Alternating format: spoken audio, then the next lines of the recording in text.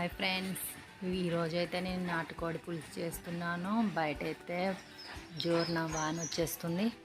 నాకెందుకో చికెన్ తినాలనిపించింది. మా వారికి చెప్తే వెళ్ళి నాటుకోడి అయితే తీసుకొచ్చేసారు. నేను తాలింపు అయితే వేస్తున్నాను. ఆయిల్ పోసి ఉల్లిగడ్డలు పచ్చిమిర్చి వేసాను.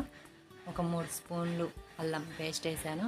ఇన్స్టెంట్గా చేసుకోవచ్చు. కుక్కర్లో మనం పెద్ద ఇబ్బంది అయితే పడాల్సిన అవసరం లేదు. నాటుకోడి పులుసు అమ్మ ఎట్లా చేస్తారో ఏంటో అంత టెన్షన్ పడాల్సిన అవసరం లేదు. దీన్ని కూడా మనం ఈజీగా చేసేయచ్చు.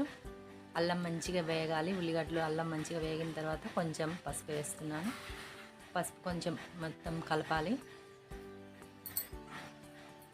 వేడి వేడి అన్నంలో నాటుకోడి పులుసు వేసుకొని తింటే సూపర్ ఉంటుంది. ఇంకా పైన బయట వర్షం కూడా వస్తుంది కాబట్టి వెదర్కి వేడివేడిగా బాగుంటుంది. చికెన్ అయితే వేసేస్తున్నాను నేను. నాటుకోడి మంచిగా మనకి అల్లం పేస్ట్ మొత్తం కలిసేలాగా మంచిగా కలపాలి.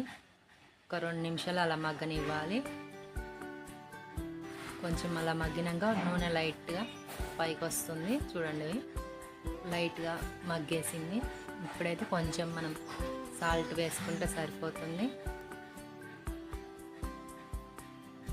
2 స్పూన్స్ సాల్ట్ వేసేసాను. అలాగే 3 స్పూన్లు కారం వేసేస్తున్నాను. మీరు కారం కొంచెం ఎక్కువ కావాలనుకుంటే ఎక్కువ వేసుకోవచ్చు. నాకైతే ఈ కర్రీకి అయితే 3 స్పూన్స్ సరిపోతుంది. మంచిగా మొత్తం ఉప్పు కారం మొత్తం కలవాలి. మొత్తం కలగబెట్టి తర్వాత ఒక 2 నిమిషాలు మూత పెట్టి ఉంచాలి. మళ్ళీ ఒకసారి చూద్దాం ఫ్రెండ్స్. చికెన్ కారం ఉప్పు అయితే బాగానే పట్టేసింది. ఇప్పుడు గరం మసాలా ఒక 3 స్పూన్లు వేసుకోవాలి. కొంచెం కొత్తిమీర, పుదీనా, అలాగే గరం మసాలా, దాల్చిన చెక్క, మిరియాలు, యాలకులు, లవంగాయలు, ధనియాలు అన్నీ కలిపి వేసుకోవాలి. అలాగే కొంచెం చింతపండు పులుసు పోసుకుంటున్నాను. ఒక నిమ్మకాయ సైజ్ అంత చింతపండు అయితే సరిపోతుంది. అలాగే కొంచెం ఒక గ్లాస్ వాటర్ కూడా పోసేసాను. అంతే, అయిపోయింది. మనం రెడీగా అయితే చేసుకోవచ్చు. ఒక 2 విజిల్స్ వస్తే సరిపోతుంది. వేడి వేడిగా నాటుకోడి పులుసు అయితే రెడీ అయిపోతుంది. ఇంకా మంచిగా ఉడికింది, కనబడుతుంది కదా మీకు. అలాగే కొంచెం ఇప్పుడు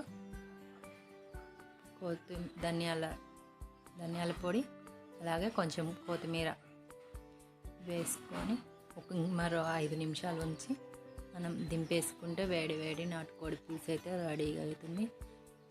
ఈజీగా మనం చేసుకోవచ్చు. అలాగే ఇన్స్టెంట్గా ఎప్పటికప్పుడు కూడా రెడీ చేసుకోవచ్చు. ఎలా ఉందో మీరు కూడా ఒకసారి